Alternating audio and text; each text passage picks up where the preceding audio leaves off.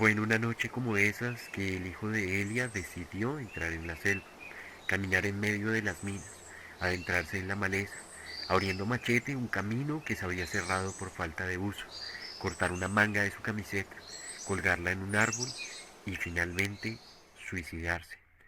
Quienes lo vieron por última vez aseguraron que parecía llevado por algún tipo de trance. Nadie lo pudo detener, aunque él ya había anunciado lo que haría.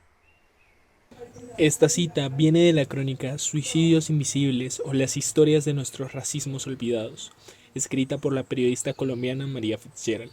En ella, Fitzgerald narra un viaje que hizo al Chocó donde pasó por varios ríos, montañas y resguardos indígenas.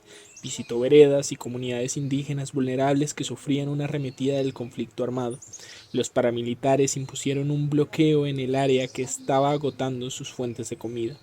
En todo este camino, la cronista encuentra la terrible realidad de los suicidios indígenas y pone la atención de su pluma en el relato de las madres, familiares y comunidades que quedan incompletas ante la tragedia indecible.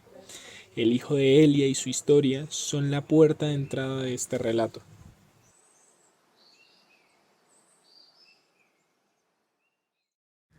El caso de Elia y su hijo no representa un hecho aislado, un caso excepcional, pues tan solo en el mes de marzo del año pasado se registraron 40 suicidios en las comunidades en Vera del Chocó.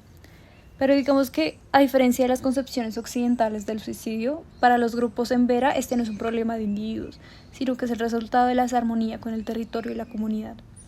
Por esa razón, para este trabajo queremos exponer la relación que guarda el suicidio indígena con la destrucción del territorio y la comunidad, y abordaremos en ese proceso la relación que guarda esto último con las lógicas duales del relacionamiento.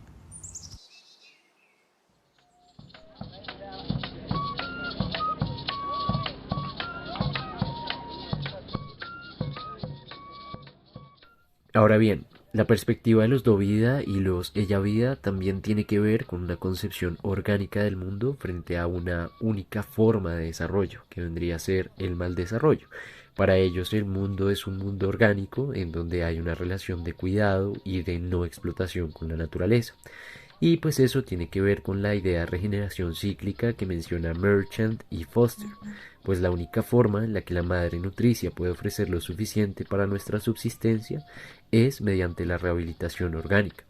Por eso, para estas comunidades es tan chocante y difícil la intervención minera y paramilitar que hay sobre el río Atrato, porque esas formas de explotación natural y dominación del hombre sobre la madre tierra contaminan gravemente el agua y no permiten que haya un proceso de regeneración adecuado.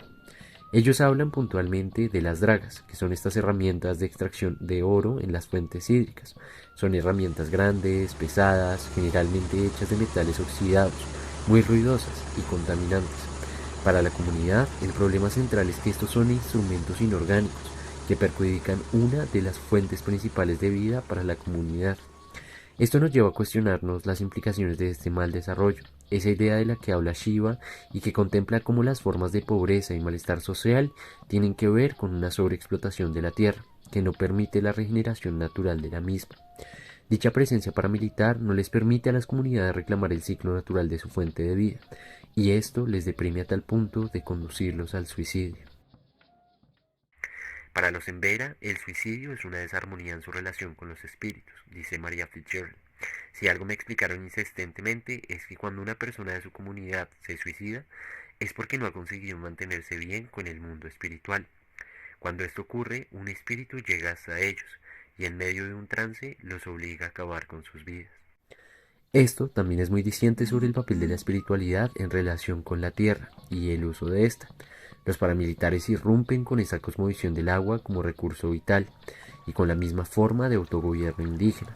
Amenazan la distribución de las tareas y la protección del río en la comunidad, pues las mujeres son quienes generalmente se encargan de los rituales de purificación del río, quienes están a cargo del cuidado y la reproducción de la vida.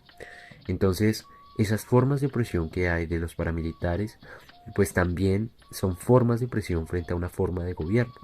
Eso pues lo podríamos relacionar con lo que hablaba Tzultzul y Kulrat. ¿Hasta qué punto se tiene una autonomía? ¿Hasta qué punto hay una forma de gobierno propia?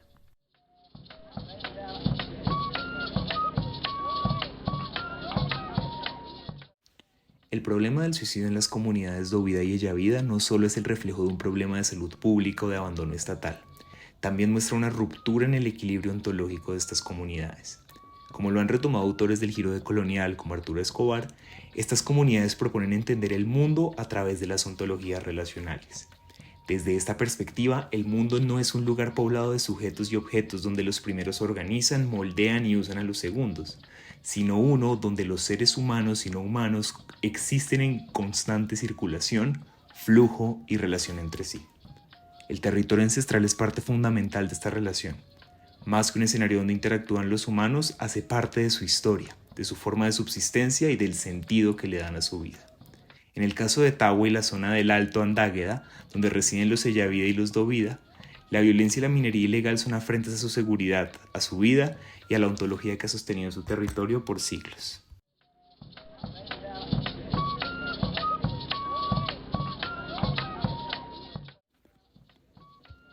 La situación que enfrentan las comunidades puede leerse como un caso extremo de la ruptura metabólica, término acuñado por John Bellamy Foster.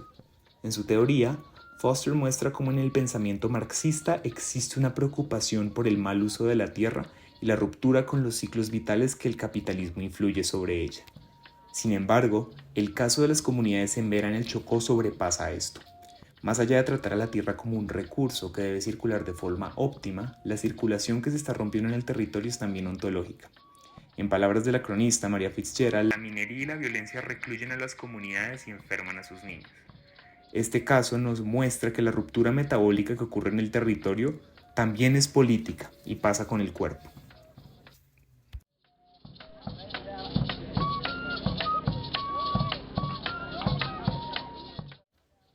De acuerdo con la cronista Maria Fitzgerald, y cito, el recuerdo de las manchas en los rostros de los niños en San Isidro hacían temer que el agua nos tocara, porque el río se veía muerto.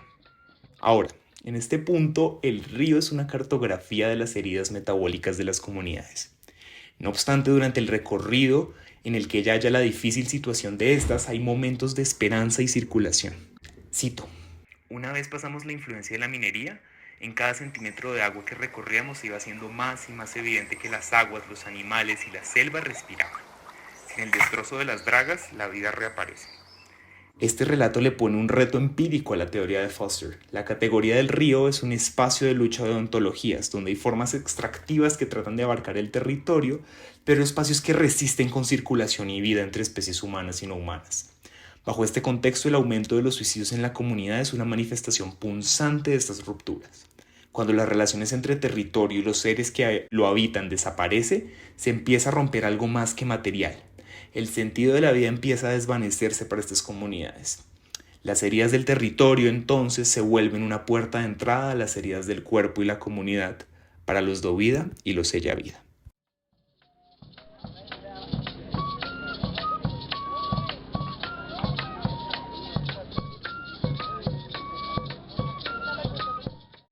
Pero el sufrimiento de las comunidades en Vera del Chocó no se limita a lo que le hacen a su tierra, pues las concepciones duales del mundo no solo implican la subordinación de la naturaleza ante el crecimiento, sino también la de lo femenino ante lo masculino. Con esto no queremos decir que en las comunidades indígenas no hubiera de antes un orden patriarcal, como muestra Lorena Cafnal en su texto El relato de las violencias desde mi territorio cuerpo-tierra. Muchas comunidades indígenas tienen formas de organización patriarcal de origen ancestral, pero aún con esto valoran el trabajo de las mujeres para la reproducción de la vida. Sin embargo, con la irrupción de grupos paramilitares y miembros de multinacionales en su territorio, las lógicas que equiparan lo bueno a lo productivo y degradan la reproducción conducen a nuevas formas patriarcales de relacionarse. Esto mismo le pasó a los Embera Dovida del Chocó, que veían desesperados cómo, con la destrucción de su tierra y su comunidad, aumentaban también los casos de feminicidios. En ese sentido, además, la desarmonía que presentan estas comunidades respecto al mundo de los espíritus también se refleja a través de las violencias de género, por lo que ahora estas comunidades no solo deben enfrentarse a violencias externas, sino que también deben enfrentarse a sus propios compañeros, y esto imposibilita el establecimiento de luchas de resistencia que tradicionalmente eran lideradas por mujeres. Y como resultado podemos ver que esta economía de lógica extractivista es también un proceso por el cual se masculiniza el territorio, ya que responde a un entendimiento dual y jerarquizado de la naturaleza y la tecnología, digamos la diferencia masculino y femenino que mencionábamos anteriormente, y es también la razón por la que las violencias de género aumentan en las regiones donde se presentan más prácticas extractivas. Por esta misma razón, también nos parece importante retomar lo mencionado por Capnal cuando habla de la concepción de un modelo económico de propiedad impuesto por los colonos tanto en los cuerpos como en la tierra. Esto nos lleva a pensar a la tierra como una puerta de entrada para entender el cuerpo, a la vez que el cuerpo es una puerta de entrada para entender la tierra, y muestra que con el proceso colonial el primer lugar donde se establecieron las violencias fue el cuerpo, y por ello es también el primer lugar donde es posible pensar la liberación y la resistencia. Para las mujeres indígenas, el cuerpo es el primer territorio en disputa para el poder patriarcal, lo que sumado con procesos de desplazamiento generados por la violencia, conduce a que la tierra también sea uno de los cuerpos en constante disputa y por los que las mujeres indígenas se han organizado para defender.